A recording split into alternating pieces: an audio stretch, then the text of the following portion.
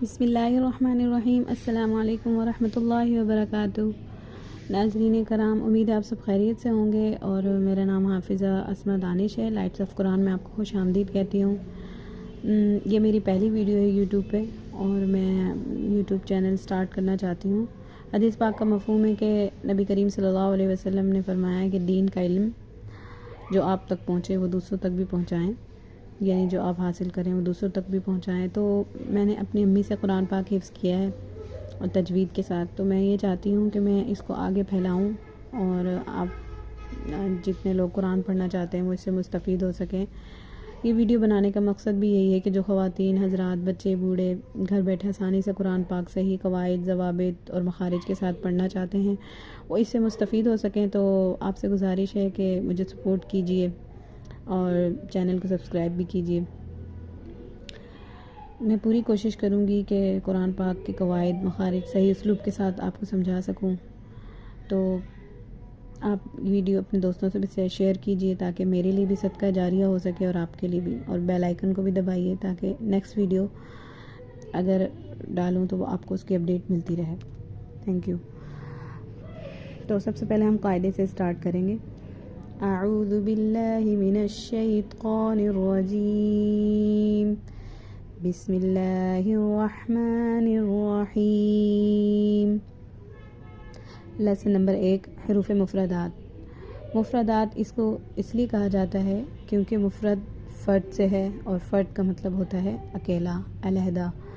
तो ये सारे हरूफ, इन सब से मिलकर पूरा कुरान पाक बना है। ये 29 है और ये अकेले अकेले लिखे गए हैं, अलहदा अलहदा यहाँ पे लिखा गया है। इनको जोड़कर पूरा कुरान मुकम्मल किया गया है। तो इनको इसलिए मुफरदात कहा जाता है। मुफरद वाहिद, मुफरदात जमा।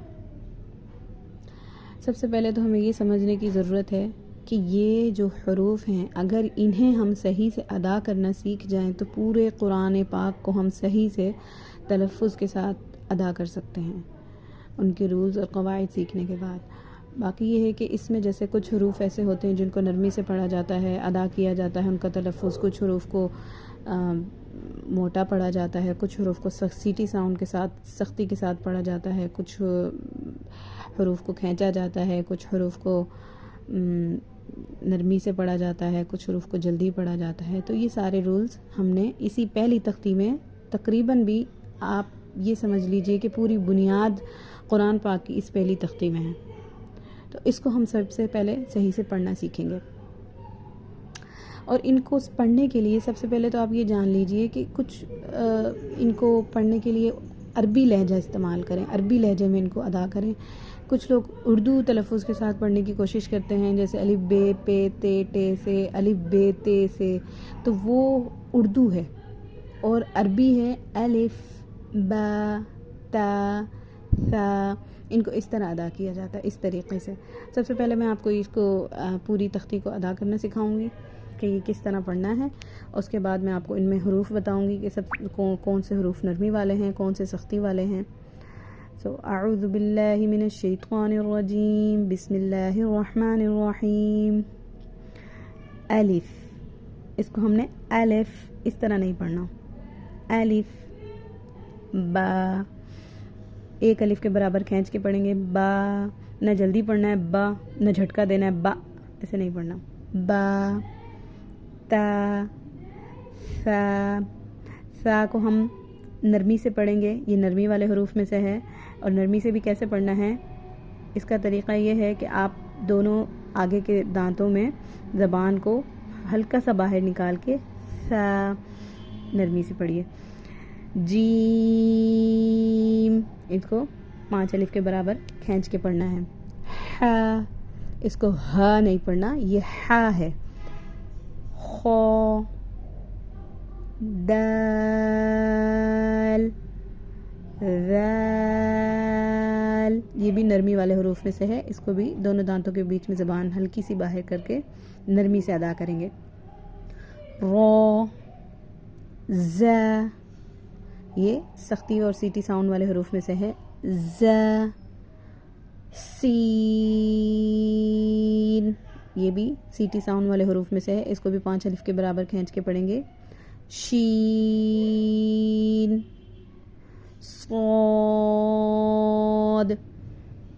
दौद। इसके भी दो तलफ़ुज़ हैं पढ़ने के, वौद भी पढ़ सकते हैं और दौद भी। वौद, क़ौ, वौ, ये वौ भी नरमी वाले हरूफ में से है। आइन, ये आइन इस तरह पढ़ना है, इसको आइन इस तरह नहीं पढ़ना। इसका तलफ़ुज़ अच्छी तरह सीखिए, हल्का सा उंगली के साथ गले पे दबाव डाल के कोशिश कीजिए।